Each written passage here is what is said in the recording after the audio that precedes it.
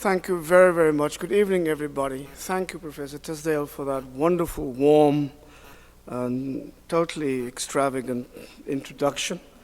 Although I don't mind that. Every now and then, that stuff is good for you. So I'm very grateful. I'm so happy to be here. We've looked forward to this ever since we've talked and we have corresponded. And Yale has a special place in my heart because of that honor of the doctorate, and because my dear, dear friend and mentor, Nicholas Wolterstorff, had been for a while, and that's the last time I visited Yale in 1996. So it shows you I'm looking at a totally new generation of extraordinarily young and beautiful people. I'm very happy to be here. Tonight we'll talk about something that is very close to my heart, and we join, in a very real sense, an ongoing conversation about reconciliation in South Africa, a necessary conversation, and we hope that we might change some of the nature of that conversation by making our contributions to it. And so tonight, reconciliation, justice, and the spirit of Ubuntu is a part of that conversation. That I hope that you, in turn, will enjoy and will join. And so I'm going to talk a little bit about Nuremberg, Kempton Park, and the question of justice now. Kempton Park is the place where the South African negotiations took place between the ANC as an exiled organization who then was brought home, unbanned by the National Party government and the National Party government itself. And we begin with remarks made in a profound and provocative lecture by the social scientist from Makerere University in Uganda, Mahmoud Mandani, as he reflects on the difference between the Nuremberg trials, the Kempton Park negotiations, and the Truth and Reconciliation Commission. Mahmoud Mandani begins with naming what he calls the two great human wrongs that occurred in the 20th century, the Holocaust and apartheid. And he then contrasts the ways in which we have settled accounts with these great crimes against humanity. In Europe, with criminal trials in Nuremberg, and in South Africa with a political settlement at Kempton Park. Mandani makes the point that the world has become fascinated with the South African Truth and Reconciliation Commission, but has not taken the lessons from Kempton Park as seriously as we should have. To begin with, whereas Nuremberg shaped a notion of justice as criminal justice, few recognize that Kempton Park calls on us to think of justice primarily as political justice. Furthermore, and more importantly, he says, whereas Nuremberg has become the basis of a notion of victims' justice as a complement of rather than a contrast to victors' justice, few acknowledge that Kempton Park provides the basis for an alternative notion of justice, which Mandani calls survivors' justice. South Africa's failure to understand this distinction contributes to the limitations of the South African transition, which Mandani traces to the failure to broaden the discussion of justice beyond political to social justice. Previously, Mandani has joined in the discussion on our reconciliation process with telling critique of the workings of the TRC. The problem, he argued then in an article in 1996, was that the TRC made an improper distinction, namely between victims and perpetrators. Properly, he says, the distinction should have been between beneficiaries and victims of apartheid. Because while some white South Africans perpetrated human rights crimes for which the TRC tried to hold them accountable, all white people in South Africa benefited from apartheid. He then says, if reconciliation is to be durable, would it not need to be aimed at society, in other words, beneficiaries and victims, and not simply at the fractured elite perpetrators and victims? And does not justice then become a demand for systemic reform of society as a whole, so that the target is all who benefited rather than just the personal conversion of the perpetrators? That was a telling critique that those who differed with him, in my view, could not respond to really properly.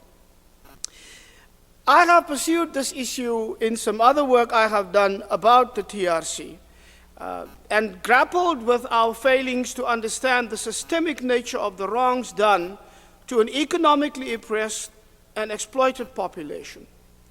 It failed too, we say, of the TRC to grasp the causative role played by the systems of white political dominance, racial capitalism, and apartheid over a considerable period of time, in bringing about and sustaining white wealth and privilege on the one hand, and black poverty, black deprivation, and black humiliation on the other.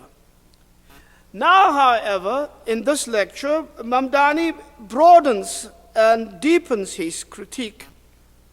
In the popular imagination, he says, the South African tradition is mostly identified with the work of the TRC. However, the TRC had more in common with the logic of apartheid than is often realized. First, when the TRC held individual state officials criminally responsible, it was only for actions that would have been defined as crimes under apartheid law.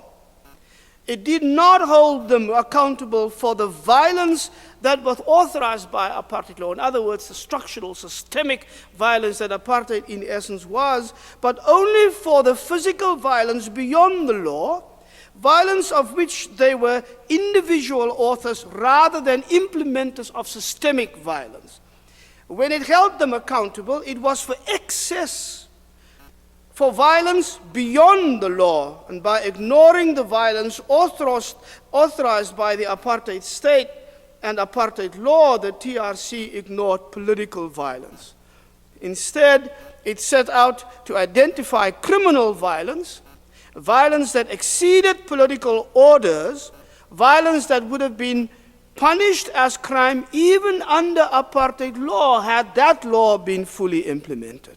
In other words, the TRC upheld rather than questioned the rule of law identified by apartheid. Now that's a huge chunk, and I wish we had time to talk about this. I am in hopes of working that out more fully later. In my view, this analysis has immense political, theological, and ethical consequences. Without doubt, it had enormous impact on the outcomes and the conclusions of the Truth Commission, and as a result of the whole reconciliation process. Not only had the work of the TRC been confined to a rather random period of South Africa's history, it did not include the historical wrongs of colonialism and slavery, for instance, but in the period it did touch upon, the apartheid era, it worked only with what was lawful or unlawful under apartheid law. Not only were historic injustices ignored, whole communities, victims of historic wrongs, were thereby excluded from consideration for justice by the TRC. The expectation would have been that since Kempton Park has moved beyond the Nuremberg paradigm, moving from criminal justice to political justice, and from victims' justice to survivors' justice, the TRC would, as it were, complete the circle, moving from political justice to social justice. And that's an area in which the TRC did not succeed. But Mamdani talks of a paradigm shift that had happened at Kempton Park, and we should spend a minute or two on what that means. Whereas Nuremberg was backward-looking in his preoccupation with justice as punishment, Kempton Park sought a balance between the past and the future, between redress for the past and reconciliation for the future. The real trade-off between truth and amnesty was not at the TRC, but at Kempton Park. I quote him, "The amnesty offered perpetrators and the stay offered beneficiaries was in return for political reform. It is at Kempton Park where the rules were changed." Mamdani is right on two counts. Firstly, Kempton Park, far from being just negotiations between equals, offered a stay to the beneficiaries of apartheid who, in the language of Nuremberg, should have been treated and regarded as criminals against humanity.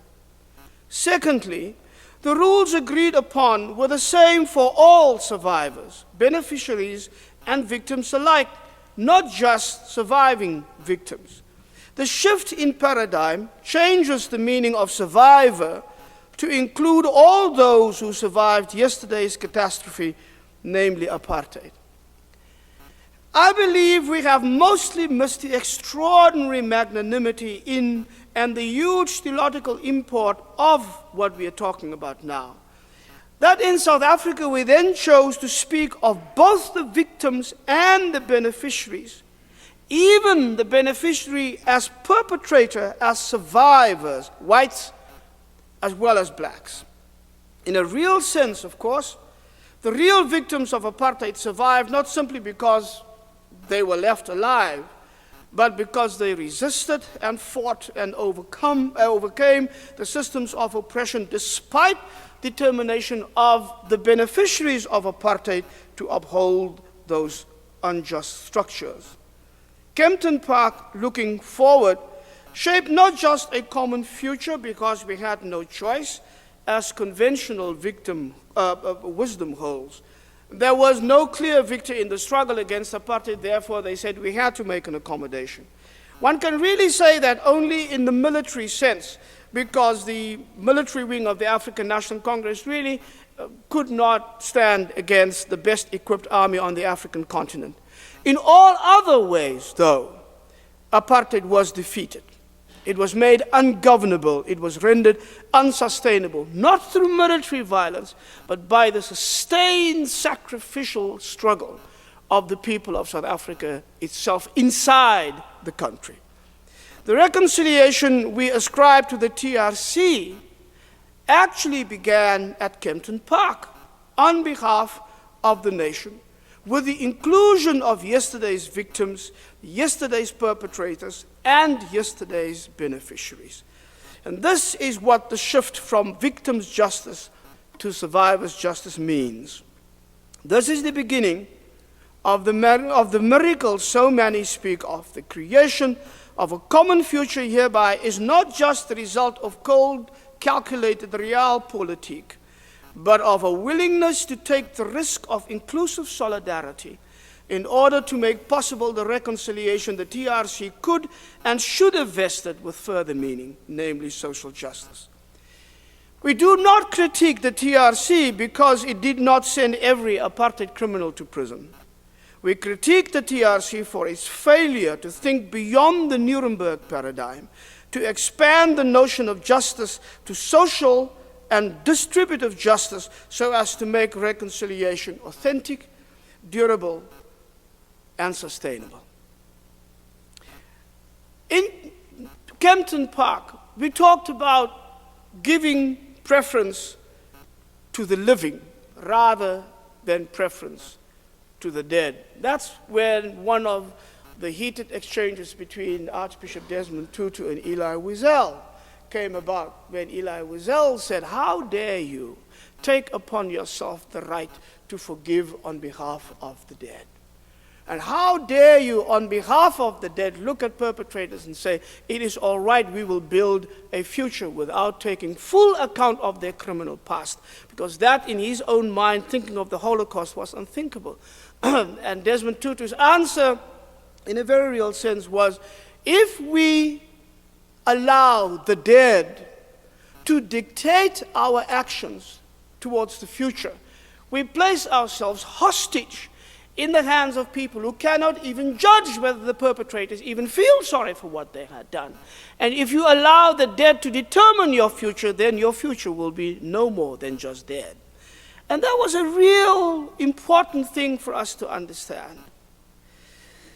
And so we approached the TRC with that in mind as well. Defenders of the TRC would argue that what South Africa chose in the TRC was exactly the opposite of Nuremberg. So does, in any case, Archbishop Desmond Tutu, chair of the TRC and arguably one of the best to explain the work of that commission. The Nuremberg option was not really a viable option at all, Desmond Tutu writes in his very insightful and important and influential book, No Future Without Forgiveness. Nuremberg imposed victor's justice, Desmond Tutu also says.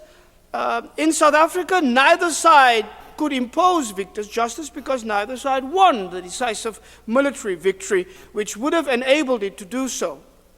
Like some others, Tutu sees as decisive the fact that, quote, the security forces of the apartheid regime would not have supported the negotiation settlement which made possible the miracle of our relatively peaceful transition from oppression to democracy. Had they known that at the end of the negotiations, they would have faced the full wrath of the law as alleged perpetrators. They still, he says, controlled the guns and had the capacity to sabotage the whole process. If we had insisted on trials, there would have been no democratic South Africa today, Desmond says. Tutu sees also other, what he calls cogent and important reasons. We could very well have had retributive justice, he says, and had a South Africa lying in ashes, a truly Pyrrhic victory if ever there was one.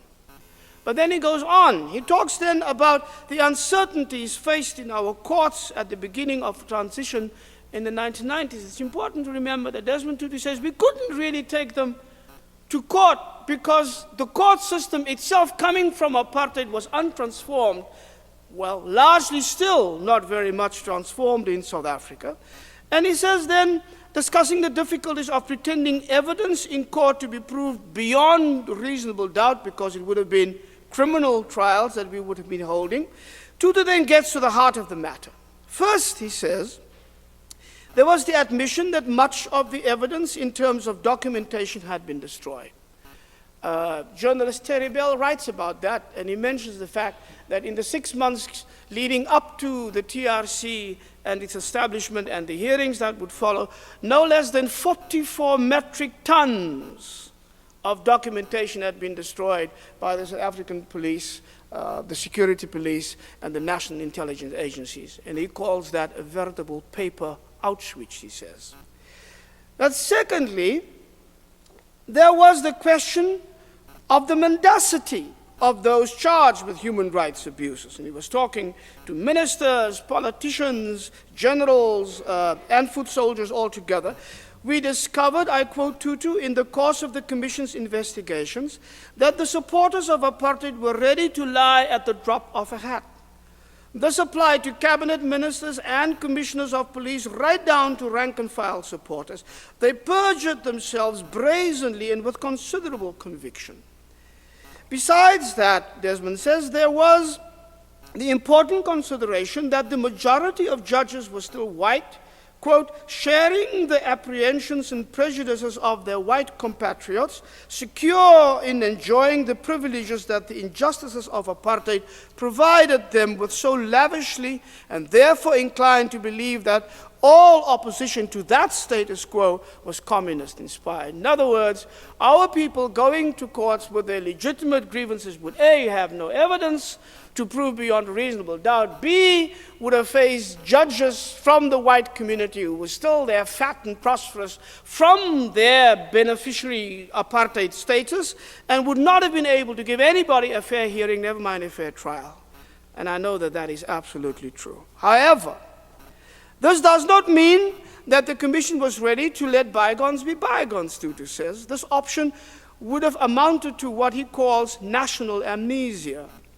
Accepting that notion would have victimized the victims of apartheid a second time around. It would have meant denying their experience a vital part of their identity. Through the TRC, however, they would now be empowered to tell their stories and allowed to remember and in this public recounting, their individuality and inalienable humanity would have been acknowledged. In these stories, truth would be found different from the forensic, factual truth, verifiable and documentable, not just the social truth, the source of experience that is established through interaction, discussion, and debate, but the personal truth Tutu describes with the words of the late Chief Justice of the Supreme Court, Ismail Muhammad, in which he calls the truth of wounded memories. Tutu uses this expression several times since it is intimately tied up with what for Tutu lay at the heart of the work of the TRC, namely Ubuntu, a concept we shall have to return to shortly. Of course, the TRC cared about justice. The Archbishop devotes a whole chapter to it entitled, "What About Justice?"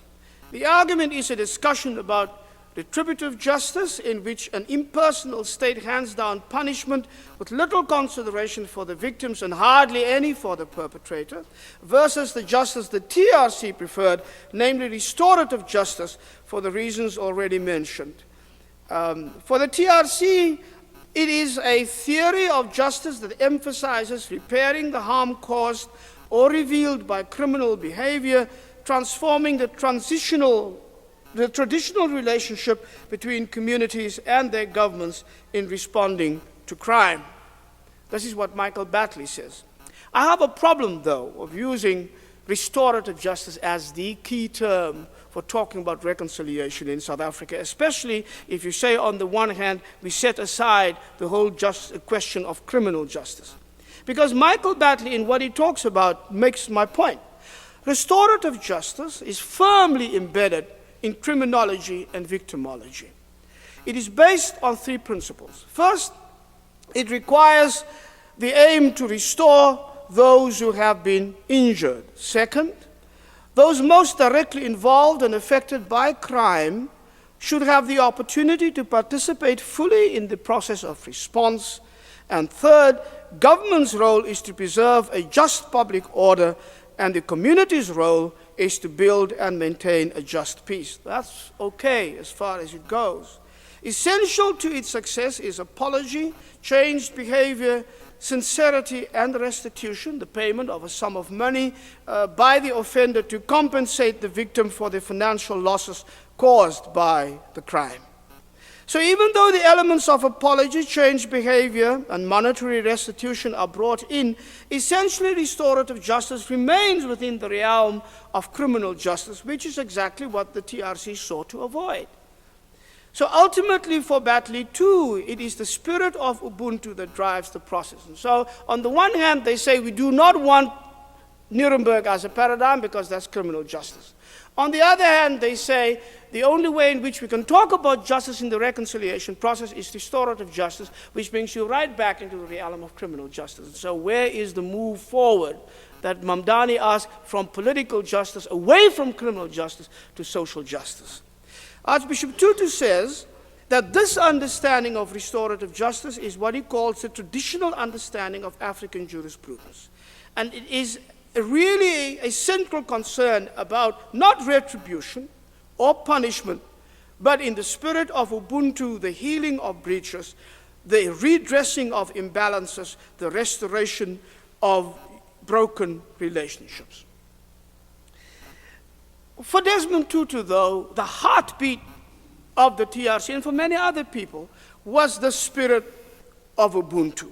He then links it to forgiveness and healing, justice and reconciliation, as well as the amnesty and reparations. And I quote him, "Thus our recommendation to the President and Parliament provided that a sum of money reasonably significant in amount would be paid to those designated as victims, even though it should be acknowledged that it was really meant to be symbolic rather than substantial." The question remains, however, is restorative justice adequate for what was required of the TRC and our reconciliation process?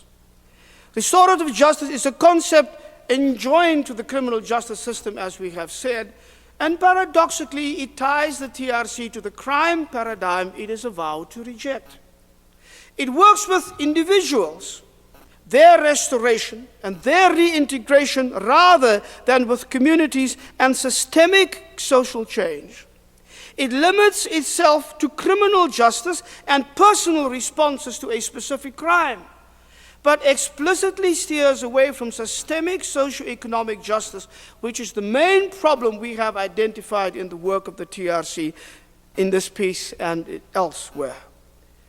True reconciliation means not just the healing of broken relationships, however important that may be, or even reparations, assuming the government is willing to pay for it, which the South African government was not really willing to, and the TRC did not demand reparations from the perpetrators, it demanded reparations from the government.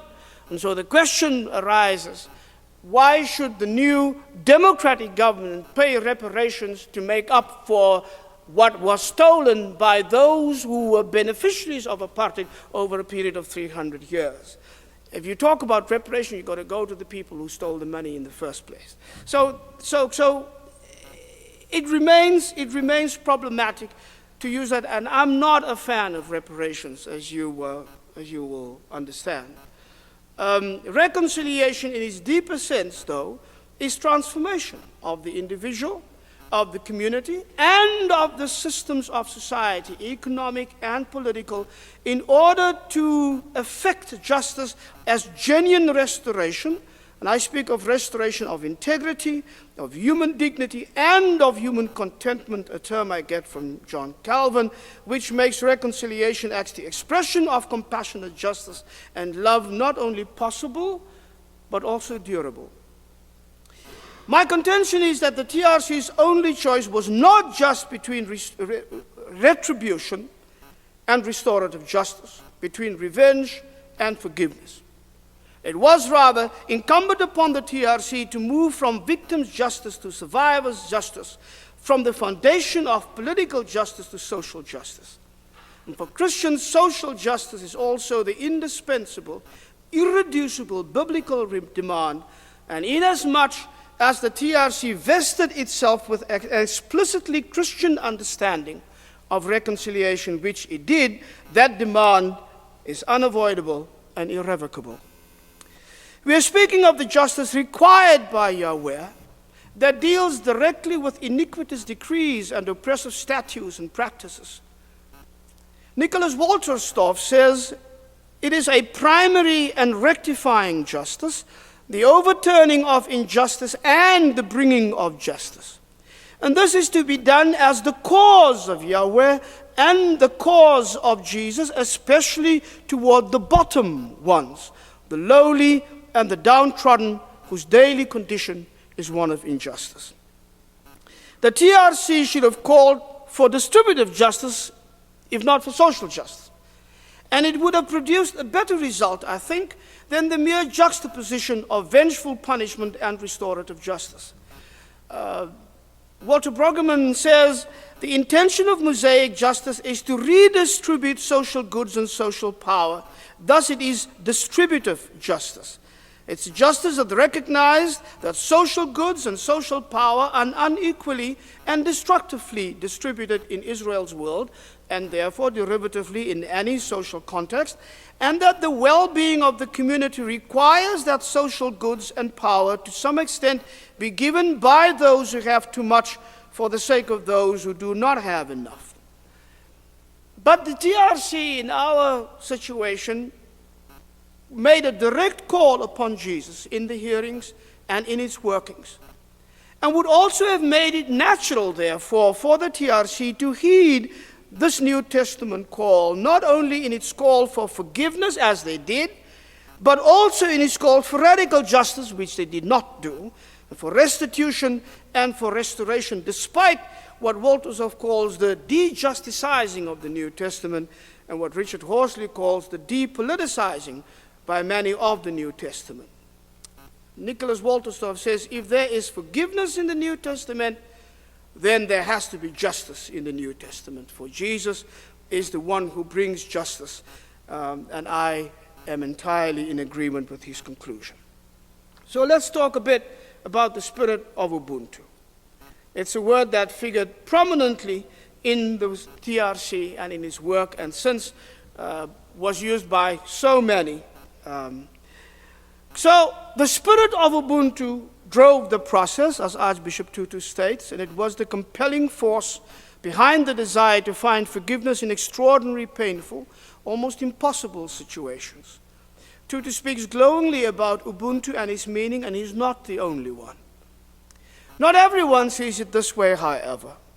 Richard Wilson is a social scientist who followed the amnesty process. He recalls how in the amnesty process, the word Ubuntu, he says, was used to persuade the victims of apartheid to once again make the sacrifices, something which was never demanded of the perpetrators.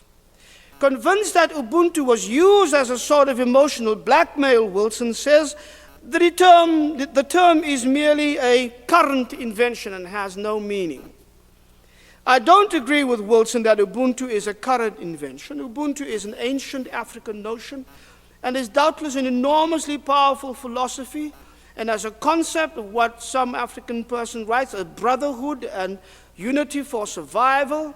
It does empower people to love and respect each other. It is not only about human acts, they say, it is also about being. It is a set of institutionalized ideals which guide and direct the patterns of life of Africans. Ubuntu is instilled into people as an obligation of love and caring. All of that is true. The most powerful public manifestation of Ubuntu as a present vital force for humanity is the continuing dissipation of the spirit of apartheid, says theologian Augustin Schutter, not referring to the political events, but rather to the spirit behind these events that underlines them. And he talks about the continuing non-violent revolution in South Africa would not have been possible if those who were for so long oppressed by the apartheid system were not educated and practiced in the ethic of Ubuntu. The real miracle, he says, we have witnessed is the survival of the spirit on such a scale. The extraordinary manifestations of forgiveness during the hearings of the Truth and Reconciliation Commission, which must be something unique in human history, would not have been possible without Ubuntu. There are, however, deep concerns here. I have grave reservations about the way Schutter uncritically equates the real miracle with the survival of the spirit of Ubuntu in the political arena. The way and the scale on which forgiveness had taken place in South Africa should not only elicit our admiration, as he suggested. Schutter speaks almost with reverence, but I fear it is a romanticized, socially and politically disconnected reverence. It should also be profoundly disturbing to us, knowing how little depth of understanding and responsive appreciation from white people in general to the South African government there has been of that uniqueness in our political arena. Arguably, the legalities of apartheid had been removed, but in too many ways, our resurgent racism, for example, or the widening wealth-poverty gap, for example, the spirit of apartheid remains very, very much alive. And in my view, that makes its uniqueness in human history much more questionable than Augustin Schutter seems to realize. Others, such as Temba Sono, more clinical and perhaps less romantic in their analysis, have warned that Ubuntu can be a conservative and reactionary tradition that undermines progress and open democratic discourse and dissent, and overwhelming totalistic, even totalitarian group psychology, he calls it, stronger on belief than on reason, stronger on sameness than on difference. A tradition is venerated and continuity is revered, change is feared, and difference is shunned. Heresies, he says, are not tolerated. That's how he sees Ubuntu. Our question, however, is not whether Ubuntu is something we can offer to the world. I think that is beyond dispute.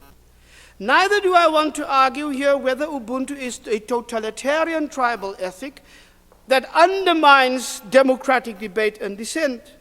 The question rather is whether Ubuntu is an adequate concept for reconciliation as we understand it, and for all its humanizing aspects, whether Ubuntu enables us to bring about the justice Christians are called to as required by God in order to make reconciliation real, genuine, and sustainable. Without question, the concept of Ubuntu has inspired some to the act of personal forgiveness. But did it enable the doing of systemic justice and the undoing of systemic injustice? The answer, regrettably, is no. Ubuntu, as understood and applied by the TRC, created much room for personal forgiveness, and there were amazingly wonderful moments. Desmond Tutu speaks of the God of surprises in those moments, and those who have seen it will never be cynical about it. But whilst Ubuntu created that room for personal forgiveness, it did not create the same room for systemic or personal restoration and restitution. It could not call forth remorse and conversion infused by a sense of justice. It did, according to the Archbishop, lead to a recommendation to the government to pay reparations and to call on the business community to play a voluntary role in compensating black people for the disadvantages of apartheid. But clearly, as economist Sampieter Blanche correctly argues, the exploitation of blacks did not happen voluntarily. I quote him, "It was compulsory and systemic, embedded in a network of compulsory legislation and justified by ideologies that were propagated as self-evident truths. To expect big business to compensate voluntarily and to the necessary degree for injustices done over a century is both idealistic and naive." And even though the ANC claims Ubuntu as its own philosophical possession, in this matter, Ubuntu did not make the ANC feel any moral obligation or political compulsion to do what is right towards the victims of apartheid injustice.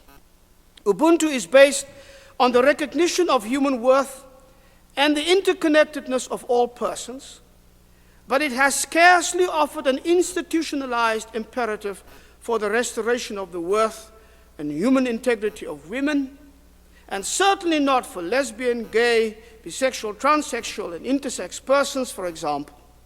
For that reason, African women employ, quote, "a feminist cultural hermeneutics that warns against the uncritical belief and practice of religion and African culture, especially those aspects which are harmful to women," end quote. Ubuntu assumes an interdependent humanity, but it does not address the systemic inequalities that today prevail in the relationships, systemic, personal, and communal, of women and men, rich and poor, threatening or obliterating human dignity in South Africa, rendering that interdependence well nigh impossible. It appeals to assumptions of solidarity, but it does not speak of rights and wrongs, of oppression and liberation. Justice may be implied, but it is not demanded. Rather, Ubuntu calls us to, quote, "deeds of kindness and compassion and caring, sharing, solidarity, and sacrifice," as Motlabi and Muleki point out. But this is not a call for sacrificial engagement on the side of the powerful and the privileged for the sake of justice for the oppressed and the exploited in order for wrongs to be righted and justice to be done. Without reciprocal sacrificial acts on the part of the beneficiaries of apartheid, justice will never be done, restitution will not become a reality, dignity will not be restored, human contentment will not be secured. As it is, the sacrifice in our reconciliation process was and remains decidedly one-sided, coming from those who, even while embracing and honoring Ubuntu, have already sacrificed far too much. There's a huge volume, an anthology on African ethics, and Ubuntu features prominently that. And therein, Ubuntu is described as a spirituality which must also serve as an inspiration to create, for instance, a different, gentler kind of capitalism, a correction of the extractive capitalist model that we know so well. But Ubuntu is not found as a critique of capitalism, despite the evidence of devastation caused by neoliberal capitalism globally, of which our political and economic elites in South Africa have become such ardent supporters and willing collaborators. Of the crises caused by that system and the attendant dangers of blatant consumerism and material greed already ravaging our society and those very values Ubuntu espouses. Nowhere is Ubuntu employed as a critique and challenge the reality that our society is arranged in such a way as to deliberately place some, the wealthy and the privileged elite, on the top and others, the impoverished masses, at the bottom. Doing justice means that one does not only recognize that the other is human, as Ubuntu does, but that the other is trampled upon, purposely put and kept at the bottom. Again, Nicholas Wolterstorff, who makes a very valuable insight in this regard. He says that we must understand that metaphors common in present-day discourse are those of the margin and the outside. Some people are in the center, some people are on the circumference, and some are on the outside. Biblical writers, however, worked instead with the images of up and down. Some are at the top of the social hierarchy, and some are at the bottom. They are at the bottom not because of their own fault, he says. They are there because they are downtrodden. Those at the top, to quote the book of Amos 2 verse 7, trample the heads of the poor into the dust of the earth. That's up and bottom, not marginalized. And when center and circumference are one's basic metaphors, the undoing of justice will be described as including the outsiders. But when up and down are one's basic metaphors, the undoing injustice will be described as lifting up those who are at the bottom. The poor do not have to be included in the social order. They have always been there, usually indispensable to its functioning. And they have to be lifted up. It's important to note that the poor are included with the aim of exploitation. They are indispensable as source of cheap labor, but they are not included with the aim of sharing equally in the rewards of their labor. So it seems to me working with our metaphors here might be helpful in understanding this. The New Testament uses very effectively, Wolterstorff says, what the Old Testament writers sometimes merely just hint at. The rectification of injustice, he says, requires not only the lifting up of the low ones, but the casting down of the higher ones. The coming of justice requires social inversion. That's true. I mean, when I said the other day to a group of people I was talking to in South Africa, and they asked me a question about how white people were responding to the reconciliation process. I said, I have come to understand that white people love Mandela much more than they love Jesus. Because when they talk to Mandela about reconciliation, he will talk to them about nation building and about Ubuntu and about all of that stuff and how he needs them to make the nation work. But when they talk to Jesus, Jesus would probably simply say, what did I tell you about Zacchaeus? Now, if you understand that, then you understand reconciliation. But if you do what Zacchaeus has done, then the situation is really not one of just lifting up. It is one of social inversion. Ubuntu knows no such call. It is a wonderful concept that calls upon values without which human community is not really possible. But justice, I insist, is irreplaceable. Ubuntu needs the imperative to the doing of justice and the undoing of justice that is so pervasive in the writings of the Bible. The imperative to the radical overturning of unjust social orders so that justice is done. For the doing of even the small deeds of righteousness, we need the full power of the conviction that justice is God's cause, as it is the cause of Jesus, and that the pursuit of justice for the lowly and the downtrodden, the weak and the wronged is our enduring calling. Justice and only justice you shall pursue. So, let me end. Stripped of all philosophical mystification, political manipulation, and romantic obfuscation, this is what Ubuntu must come to mean. People having, namely dignity, justice, worth, security, cherished humanity, and people belonging to each other, to the human family, and to the country they call home, and to the circles in which they feel themselves at home, about which Albert Luthuli spoke so eloquently. There must come a time when Ubuntu is neither an unattainable ethical dream, nor a fig leaf for our deceit of those who are most vulnerable, looking at the purity of their most precious traditions through the muddied waters from the bottom of the well.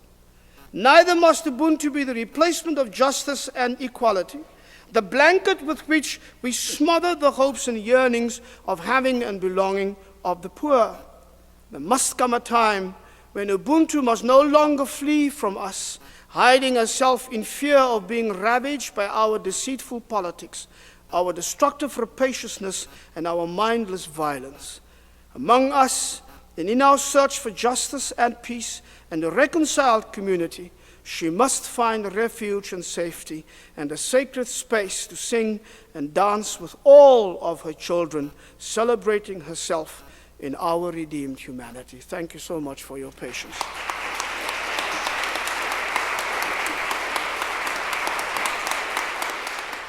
Hello, my name's Elaine Thomas. Thank you for your remarks. I wonder if you would draw a line between the inadequacy of the justice reconciliation process in post-apartheid South Africa, if you can draw a line to what happened at the Marikana mines last summer and that sort of unrest that is becoming more pervasive in South Africa. Thank you for that question. The Marikana mine massacre that Elaine is referring to happened last year in August, when the mine workers working for the platinum mine there protested and went on strike for better working conditions, better living conditions, and better wages. When the marchers came down, as we usually do in South Africa, a strike does not mean that you stay away. You actually bring all the workers together and you march down to the offices of whoever it is that you are protesting, and you hand over your demands, and you sing and you dance, and you make sure that your presence is felt. That's our tradition. So when the marchers did that, the mine owners called the police. They came, and in the first 3 minutes, they killed 13 people because they used live ammunition and they used a new kind of rubber bullets that afterwards the police commissioner said, well, we must understand the police really don't know how to handle these new bullets. Well, that became a massacre. In the end, 34 miners died. There's a story behind it also, because the South African government then, the ANC government, reached back to an old apartheid law, illegitimate even in its time under apartheid, called the Common Purpose Law, by which it says when people come together and there's a strike or an action or a demonstration and a policeman is hurt or died, let's say he's killed, then everybody, all 300 or all 10,000 or all 20,000 are then charged with common purpose and therefore with murder. Well, this South African government used that law against the miners. Now, what is happening is when people protest, they are protesting not just the growing gap between the rich and the poor in South Africa, not just the fact that within 10 years we have created a new elite class coming from the new black political aristocracy. Not just the fact that so little has changed, not just the fact that there is so much corruption in government, not just the fact that the government has not been able to deal adequately with the issues in the townships, which they could have done. It's no excuse, it's no excuse. They protest against those promises that were made, that was spoken so lightly, and the disdain with which the poor are being treated in my country. So, when you look at how little of what could have been changed has been changed, it is as a result, is my conclusion, of when you use reconciliation for political expediency rather than for a process of honest transformation and genuine justice. When you want to get away with a cheap reconciliation, that's why Curtis Young and I wrote the book called Radical Reconciliation, because we thought we should think again about this. A cheap reconciliation means that you can talk reconciliation as a political accommodation between elites, like happened in our country, but you do not see reconciliation as a call to do justice, and restitution as a call of reconciliation. I'm not even touching on forgiveness, because all of that means nothing if you cannot translate restitution, forgiveness and repentance into restitution and justice. And we've missed that opportunity. We are hoping that when things happen like the Marikana massacre, which now defines the African National Congress government as much as the Sharpeville massacre in 1960 defined the apartheid government, and that's a lot to say. But when that happens, then it is time for us to ask again the question, what does it mean when we speak of reconciliation? And why is it that it is once again the poor and the vulnerable and the exploited and the weak and those without protection and the defenseless who have to pay the price for the cheapness of our way of going around, not just with our politics, but with the gospel? And that is the problem we are really facing. Can reconciliation occur without justice, and can justice occur without restitution? No, sir. Reconciliation cannot be real if it's not between equals to begin with. If any reconciliation process that does not fundamentally challenge and change the existing power relations will not be genuine reconciliation. So it cannot be possible. I mean, again, I referred to a story of Zacchaeus, and I keep on saying that is the basic lesson for reconciliation. Zacchaeus did not only say, oh, please forgive me for what I had done. He did not only admit that what he has done, he was wrong. He then says, now I go forward, and half of what I have I will give to the poor, and from what I have stolen, I will give back fourfold. Now, if only half of South Africa's beneficiaries from apartheid and colonialism would say that, the problems would have been solved 10 years ago. So no reconciliation, no, sir, without restitution, and no reconciliation without justice, as there is no reconciliation without forgiveness and no reconciliation without genuine repentance. And we're learning these lessons, but those are hard lessons to learn. Excuse me, sir. I was wondering which model of justice exactly would you suggest to resolving the growing disparity between income levels in America? Say again? Which model of justice would you suggest exactly, and how would you apply it in order to resolve the difference between the growing disparity between income levels in America? Okay. When we talk about social justice, that's what we mean. I believe the problem started right at the beginning when South Africa had our negotiations. We then acted as if, in negotiations with the government, if you choose an economic policy, we had a choice only between communism, what some people adhered to at that point, and capitalism. There were some of us who said, that's not our only choice. Look around the world, there is such a thing as social democracies. There is such a thing as a third way in this, and that's why certain countries in Europe survive better the current economic crises that other countries cannot deal with. But in countries that embrace so uncritically and so joyfully neoliberal capitalism with its inbuilt need for inequalities and exploitation and greed, like this country does, and like we did because we wanted to be your friends, I suppose. So then you are bound to land in a situation where only 17 years after our democracy, the disparities in wealth and poverty in South Africa is now greater than it ever been. Last year we have surpassed Brazil. We are now the most unequal nation on the face of the earth. The US is the most unequal in terms of disparities in the industrial world, but we are in general in the world. And that is because we willingly and quite deliberately made the wrong choices, I think, in terms of our socio-economic policies. And we made those choices because we made deals with the South African government. And part of the deal was that we will not touch on the economic side of things. We will allow the rich to remain what it was, as long as you allow some of us to become. That's why we now have what they now call a multiracial elite in South Africa. So within 10 years, people that I was in the struggle with, and I know, I mean, we're all poor together, have become millionaires in 10 years' time.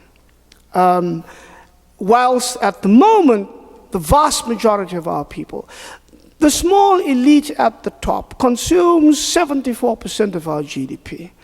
53% of our people are described as desperately poor and in utter destitution. They get between 6 and 8% of the GDP of our country.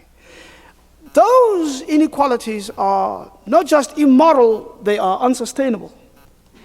And that is what is happening right now. That's why you get hardly a strike action in South Africa that does not turn violent. Hardly a social protest against what we call bad service delivery that does not turn violent. That's why you have young people who say, this government doesn't understand anything but the language of violence. My goodness, that is what we said of the apartheid regime in those days. And so, if you make fundamentally wrong choices and you choose for a system like neoliberal capitalism, you choose with it the social incoherence, the systems of injustices and inequalities that come with it, that's built into it, and unless you are quite serious about how to deal with that, all of the other things that you try to do will be like Band-Aids. It will not address the systemic situations in which we find ourselves. And so in terms of your question, that is the way I would respond to that. Thank you very much, sir. Thank you.